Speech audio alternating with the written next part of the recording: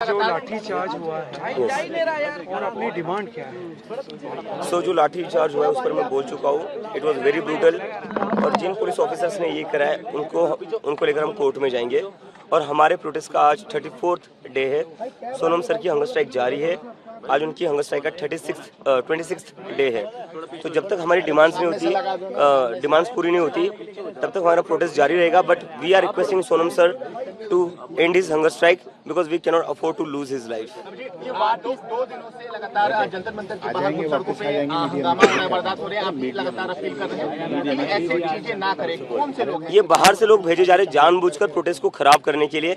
हम यहाँ पर 1 महीने से बैठे हुए थे, 1 महीने में ऐसी कोई वारदात नहीं हुई।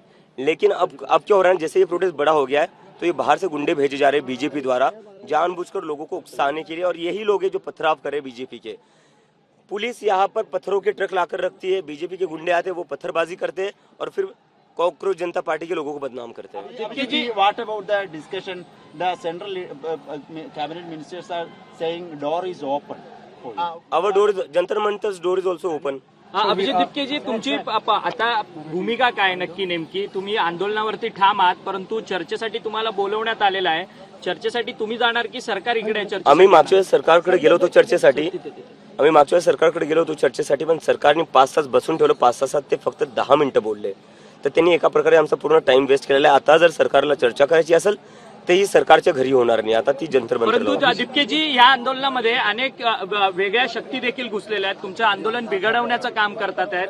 आणि या सगळ्या आंदोलन बिघडवत असताना पोलिसांचा देखील सौम्य लाठीचार्ज जो आहे तो आंदोलकांवरती होताना पाहायला मिळतोय. काय सांगाल या संदर्भात? जे लोक इथं उत्मात करतात, पोलीस त्यांना काही करत नाही. 12 वर्षांच्या मुलींवर लाठीमार करतायत ते. 15 वर्षांच्या मुलींचे कपडे फाडून त्यांना मारतायत.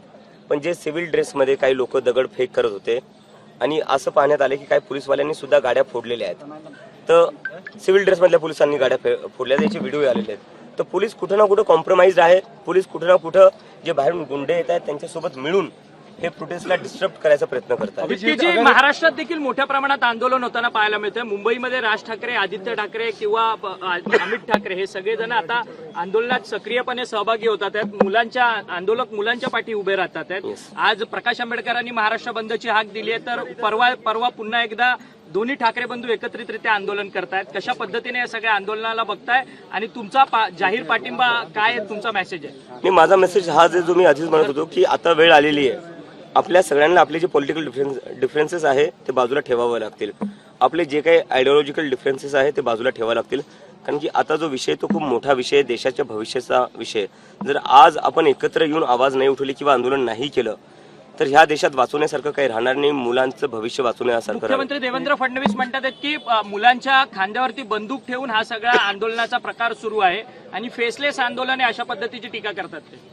मुख्यमंत्री फडणवीसांना माझी एकच विनंती आहे, तुमच्या घराच्या 500 मीटरवर आकांक्षा चतुर्वेदीने आत्महत्या केली होती. पहिले तिच्या घरी जा साहेब, तिच्या घरी जाऊन भेटा. तिचे आईवडील आजही म्हणतात की आमच्याकडे सरकारचं कोणीच नाही आलेलं आहे. तर तुम्ही तुमचं काम आधी नीट करा, नंतर दुसऱ्यांना ज्ञान द्या.